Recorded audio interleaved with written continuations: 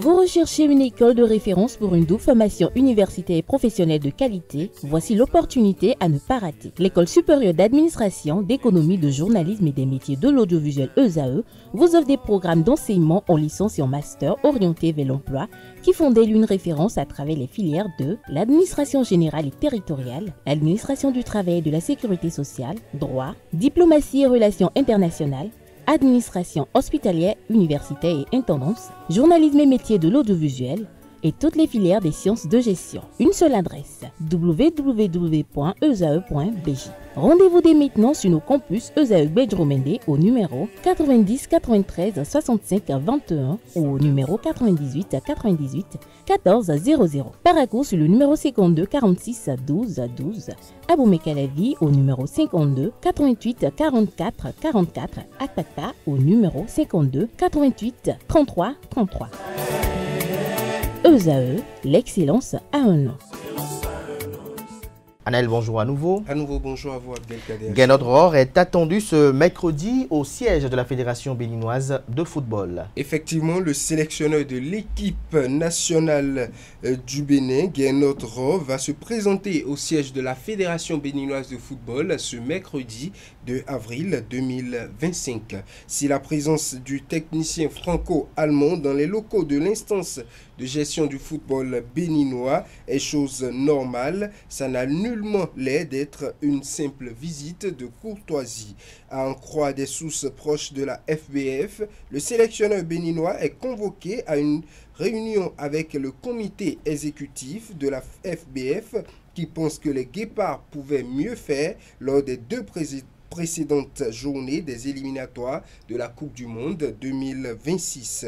Rappelons que lors des matchs contre le Zimbabwe et l'Afrique du Sud, les Guépards du Bénin ont présenté une copie pas du tout plaisante au commun du public sportif local. Les Guépards ont en effet été accrochés par les Warriors du Zimbabwe avec un nul avant d'être battus par les Bafana Bafana de l'Afrique du Sud sur le score de 2-0, compromettant leurs chances de qualification pour la compétition internationale. C'est donc au lendemain de ces prestations mitigées que Gaynold Rohr et son staff technique sont attendus à Diassem, à Porto Novo, dans la capitale du Bénin. Celui qui a qualifié le Bénin pour sa 5e Coupe d'Afrique des Nations va donc aborder avec le bureau de Mathurin de Chacus plusieurs points clés concernant le 11 national qui a besoin d'une certaine stabilité dans ses performances.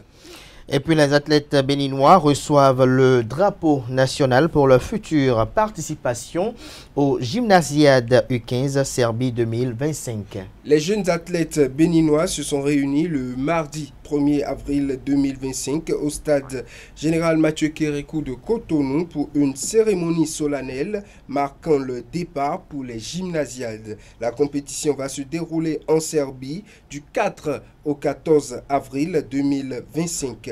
Avant de prendre le vol, ils ont eu l'honneur de recevoir le drapeau national des mains du ministre des Sports, Benoît Dato. Lors de cette cérémonie, le ministre a félicité les 33 athlètes qui s'apprêtent à défendre les couleurs de notre pays sur la scène sportive internationale dans 5 disciplines, à savoir le basketball, le beach volleyball, le tennis, le badminton et bien sûr l'athlétisme.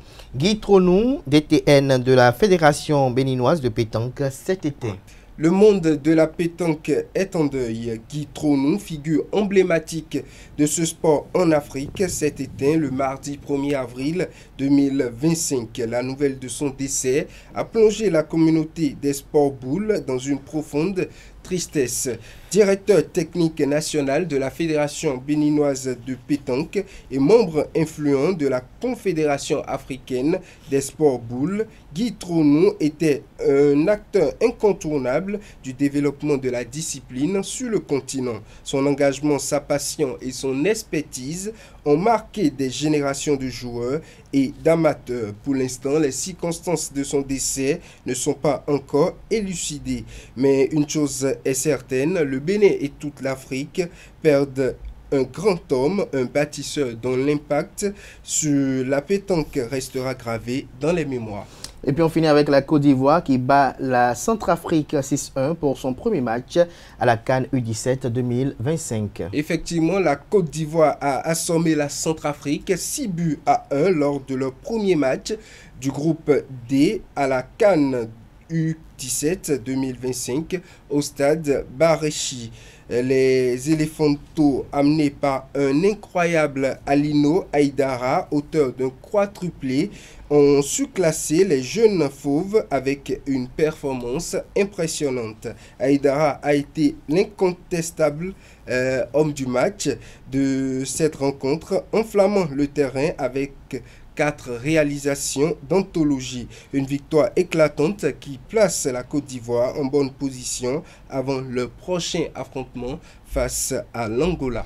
Merci à vous, Anaeldo, pour cette présentation de l'actualité sportive ce matin sur Free Matin. Merci à vous, Nosrine Fatoui, pour votre présentation de bulletin matinal d'information. À présent, on va appeler en plateau Francis Fahami et Atifa Olafa, l'un pour la définition du jour et l'autre pour les trucs et astuces.